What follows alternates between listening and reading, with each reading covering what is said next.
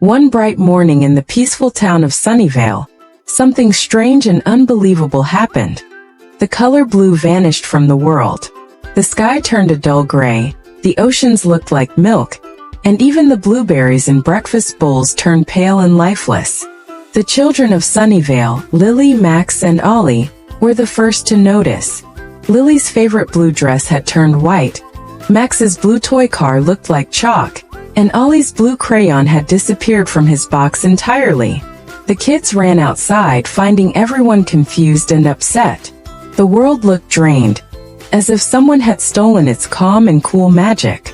Determined to fix it, the trio decided to visit Rainbow Valley, a mystical place their grandmother once told them about. A valley said to be the home of the Rainbow Keeper, the guardian of all colors.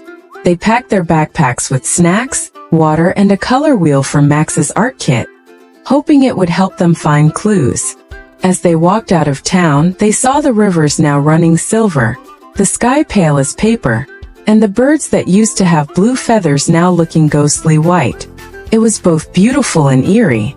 Deep in the forest, they met Indi, a wise chameleon who could change into every color, except blue.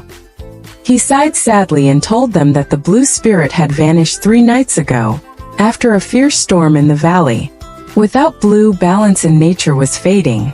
Rains had stopped, flowers were wilting, and the sea creatures were losing their sparkle. Indi offered to guide them to the crystal lake, where the color spirits once gathered. On their journey, the kids crossed the golden meadow, where yellow butterflies shimmered like sunlight, and the red canyon, glowing with fiery cliffs. But as they entered the edge of the purple woods, the light began to fade, and strange fog surrounded them. They heard whispers, sad songs carried by the wind. "Blue is gone, peace is gone," the voices said. The children held hands tightly and followed Indi's tail, glowing faintly with the remaining colors of the rainbow. At last they reached the crystal lake, but it was no longer crystal. It was empty, dry, and cracked. At its center stood a giant rainbow stone, with 6 glowing colors: red, orange, yellow, green, indigo, and violet. But the spot where blue should be was dark and hollow. Suddenly the ground trembled and a shadowy figure appeared, the Shade Collector, a creature that fed on lost colors. "Blue belongs to me now," it hissed.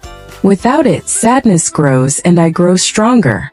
The children, terrified but brave, remembered their grandmother's words.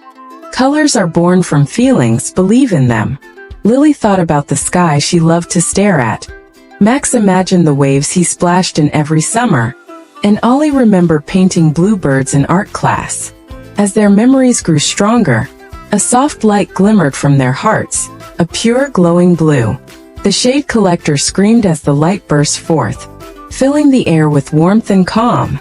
The blue light flew into the hollow space on the rainbow stone, and suddenly the lake refilled with shimmering water. The sky turned bright azure, and the world sighed in relief.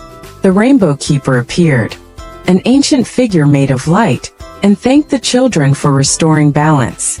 "Remember," he said gently, "blue is the color of peace, but it lives inside your heart, not just in the sky."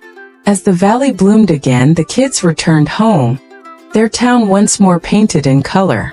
The rivers sparkled, the birds sang, and everyone cheered.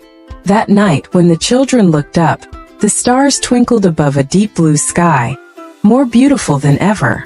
And from then on, whenever it rained and the rainbow appeared, Lily, Max, and Ollie would smile, knowing they had once brought back the color that disappeared.